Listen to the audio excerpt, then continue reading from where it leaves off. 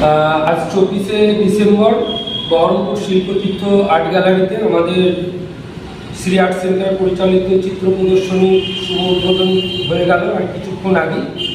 উদ্বোধনী অনুষ্ঠানে উপস্থিত ছিলেন বহরমপুর শহরের পৌরপিতা শ্রী নারুগোপাল মুখার্জি মহাশয়, ছিলেন মৌসুমী ব্যানার্জি, উনি ডিস্ট্রিক্ট মিউজিয়াম কিউরেটর, এছাড়াও ছিলেন অশোক দাস, বিশিষ্ট কবি।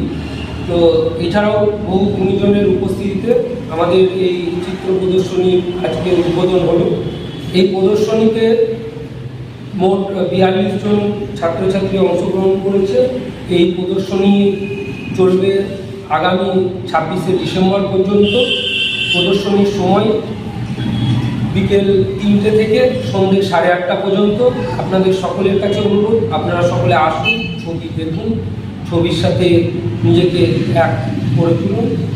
নমস্কার, আমি সুমন্ত মণ্ডল, শ্রী আর্ট সেন্টারের কর্ণধার।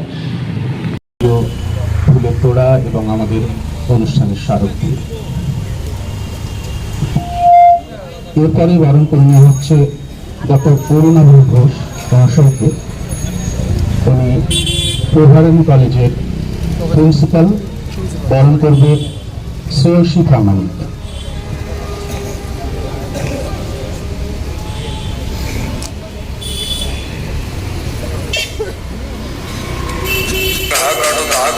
कट नाद धरेंद्र हजरा दिदी कट